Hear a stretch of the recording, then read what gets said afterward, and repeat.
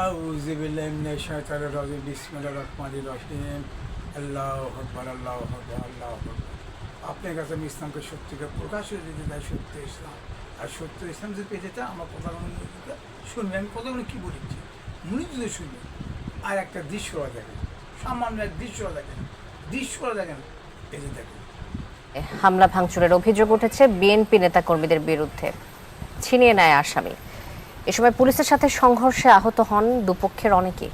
লালমনিরহাটের পাটগ্রাম থানায় চালানো হয় তাণ্ডব। পুলিশ জানায় মঙ্গলবার রাতে সরেয়ার বাজারে ইজারাদারদের পক্ষে মহাসড়কে চাঁদাবাজি করছিল দুজন। খবর পেয়ে ভ্রাম্যমাণ আদালত গিয়ে সোহেল রানা ও বেলাল হোসেনকে 1 মাসের কারাদণ্ড দেন। ওই দুজনকে পাটগ্রাম থানায় নেওয়া হলে ইজারাদার বিএনপি নেতা বাদশাহ জাহাঙ্গীর চপল ও মাহমুদ হোসেন সহ বেশ কয়েকজন থানা ঘেরাও করে চেষ্টা করে গ্রেপ্তার দুজনকে ছিনিয়ে নেয়ার। এক পর্যায়ে পুলিশ বাধা দিলে বাধে সংঘর্ষ। খবর পেয়ে পাটগ্রাম উপজেলার বিভিন্ন স্থান থেকে বিএনপি নেতাকর্মী জড়ো হয়ে থানায় হামলা ভাঙচুর চালিয়ে আসামি ছিনিয়ে নেয়। এ খবর ছড়িয়ে পড়লে হাতীবান্ধা থানা ও হাইওয়ে থানাও অবরুদ্ধ করে বিএনপির নেতাকর্মীরা। অবস্থান নেয় মহাসড়কে।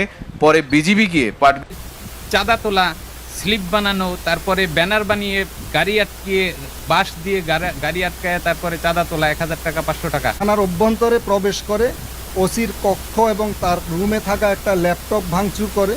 অন্য কক্ষে সাব ইন্সপেক্টররা বসেন, ওইখানে 8টা ল্যাপটপ ভাঙচুর করা হয় এবং একটা ল্যাপটপ নিয়ে যাওয়া হয়। এরপরে থানার এখানে যে গ্লাস আছে, দ্যাট মিনস জানালা আছে, জানালার গ্লাস ভাঙচুর করে এবং পুলিশের একটা পিকআপের সামনের গ্লাস ভাঙচুর করে। কি বুঝলেন বলেন তো, কি বুঝলেন? কি দেখালাম? কি শুরু হচ্ছে দেশের মধ্যে বলেন? দেশের মধ্যে কি শুরু হয়ে গেল চিন্তা করছেন?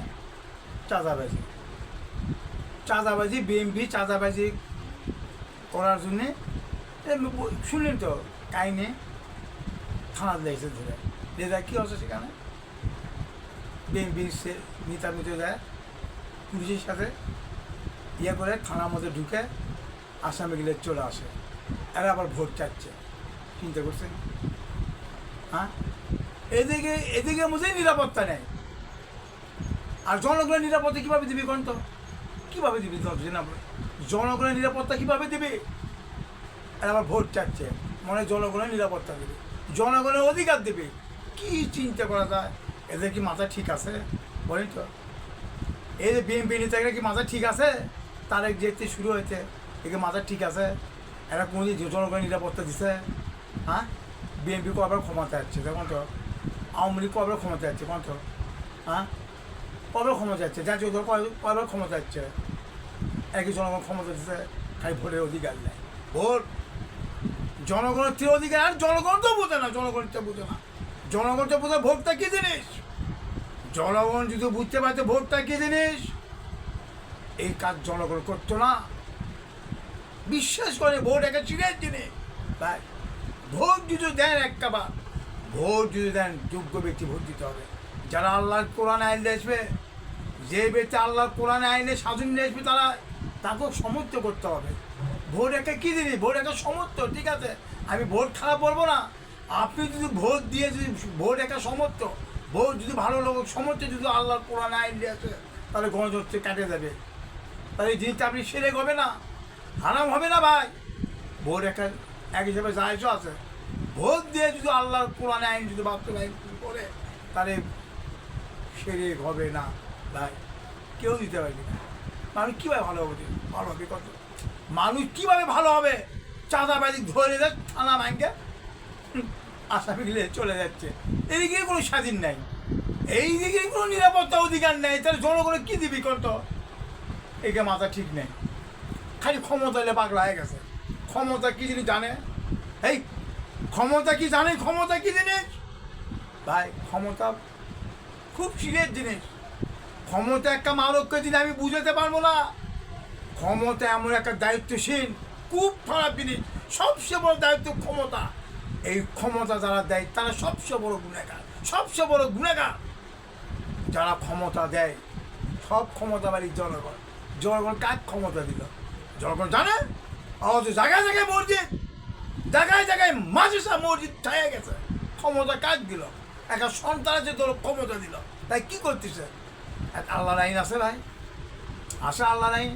আজ যদি আল্লাহর আইন যদি থাকতো তাহলে মানুষ এভাবে খারাপ হতো না। আল্লাহর আইন এমন একটা যে কোরআনটা এমন একটা জিনিস ভাই, এই কোরআনের কাহিনীর কথা আমি যদি বলবে যাই ভাই বহু সময় লাগবে, বহু সময় লাগবে কোরআনের কথা আমি যদি বলবে যাই। মানুষের ধৈর্য কুলায় না, মানুষের ধৈর্য কুলায় না ভাই, কোনো সময় ধৈর্য কুলায় না। এই কোরআনটা কী জিনিস? এই কোরআন মানুষের সংবিধান, একমাত্র নিরাপত্তা, অধিকার, শান্তি একমাত্র কোরআন নিয়ে একমাত্র দিতে পারে, কোনো ব্যক্তি দিতে পারবি না। কত এই যে 53 বছর ধরে দেশ চলাচ্ছে জাতীয় আওয়ামী লীগ বিএনপি, জনগণ কী দিচ্ছে? কী দিচ্ছে জনগণ? হ্যাঁ, ভোটের অধিকার, ভোটটা দেয়, নেতাপুর কী করে না দেখিচ্ছেন না? বাড়ি গাড়ি ধন সম্পদ বিল্ডিং হাই লুচু হয়ে যায়। জনগণ কী লাভ? কত জনগণ কি বোঝে? জনগণ বুঝে কাম করতো না, জনগণ বুঝে কাম করতো না। কাক দিল ক্ষমতা, কাক দিল ভোট? হ্যাঁ, ভোট তো কাক দিচ্ছে এরা, দিয়ে গণতন্ত্র আইনে দেশ চলাচ্ছে। আজ মানুষ খুন হচ্ছে, নারী নির্যাতন হচ্ছে, আজ মানুষ অধিকার পাচ্ছে না, ছেলেমেয়েরা ধ্বংস হয়ে যাচ্ছে।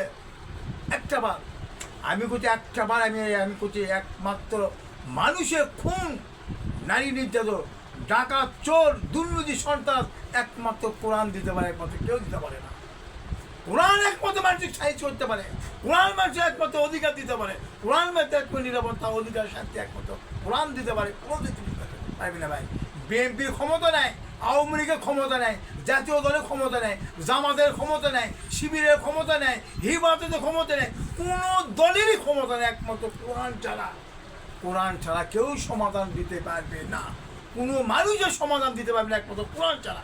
কোরআন চালু করেন, কোরআনে আইন আসেন, চোর ভালো হয়ে যাবে।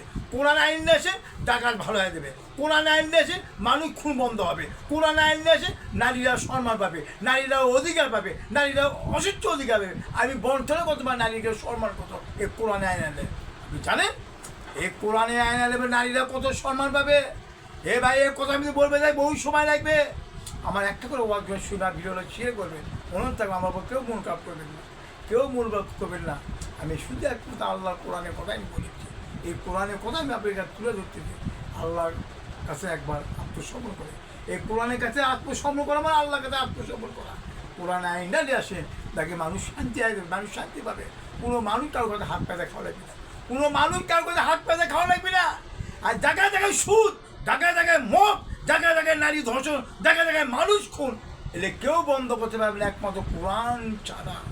অনুরোধ থাকবে আমার কেউ মনে করবেন না। লা ইলাহা ইল্লাল্লাহ মুহাম্মাদুর রাসূলুল্লাহ।